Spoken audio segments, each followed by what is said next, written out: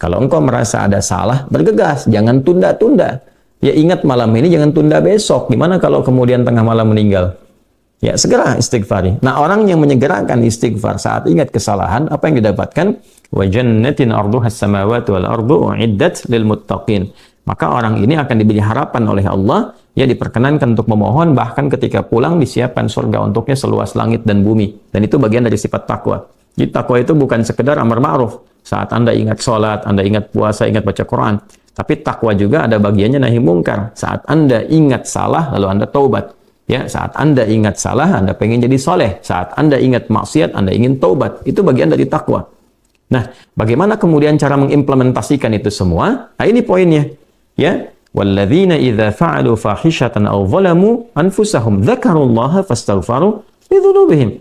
Itu orang-orang. Ini menggunakan, sering diterjemahkan dengan orang-orang yang, gitu kan? Walladzina, alladzina disebutkan 1080 kali dalam Al-Qur'an setidaknya. Ya mencakup semua tanpa batas, laki-laki, perempuan, besar, kecil, tua, muda, punya jabatan, tak punya jabatan, semua tanpa kecuali. Artinya semua orang dengan keadaannya berpotensi berbuat salah. Ya kecuali tadi Nabi dan Rasul yang punya sifat maksum. Ya Allah jaga dari kesalahan. Kita yang bukan Nabi, bukan Rasul itu berpotensi salah. Apapun profesinya, apapun jabatannya, apapun tugasnya, berpotensi salah. Ya. Pun demikian termasuk saya, pasti salah, pasti, nggak ada yang nggak salah. Jadi kalau ada yang mencari kesalahan, misalnya saya pribadi, pasti menemukan, pasti. Dan percuma mencari kesalahan manusia, karena pasti ditemukan. Ya, dan ini catat yang paling penting, hindari mencari-cari kesalahan itu, karena kita tidak tahu bahwa mungkin ketika seorang divonis salah itu, dia sudah mengistighfari, sudah mentaubatinya. Ini poin besarnya. Hati-hati gitu ya, hati-hati. Karena itu Nabi selalu menganjurkan mencari kebaikan orang, menyebutkan, meneladaninya, alih-alih mencari kesalahan seseorang. Ya kenapa? Karena pasti ditemukan. Tapi yang tidak pasti itu, kita nggak bisa memastikan orang itu sudah taubat atau belum.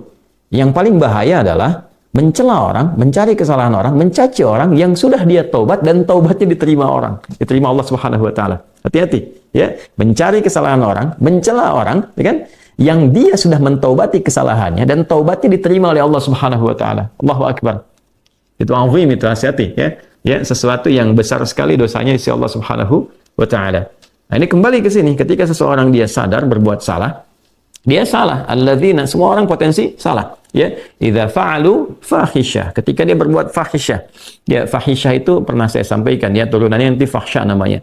Jadi sifat kesalahan yang muncul dari syahwat. Ya, mohon maaf, zina, pornografi, porno aksi, kata-kata jorok, kata